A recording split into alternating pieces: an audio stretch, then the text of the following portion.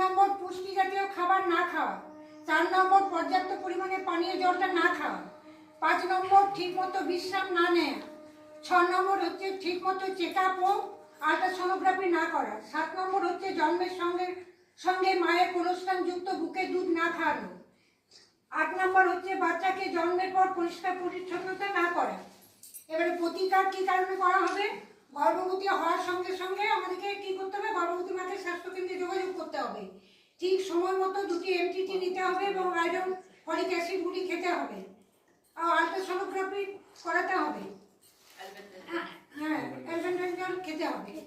আর 5 নম্বর সবুজ শাকসবজি, ছোট মাছ, মুগলি ডাল, সয়াবিন, কেন্দ্রে রান্না করা খাবার, সাধ্যমতো ফলও খেতে হবে।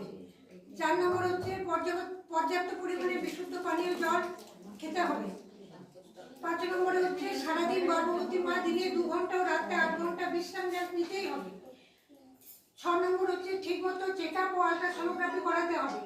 7 নম্বরে হচ্ছে জন্মের সঙ্গে সঙ্গে কোলেস্ট্রলযুক্ত দুধ ও 6 মাস পর্যন্ত শুধুমাত্র মুখে দুধ খাওয়াতে হবে।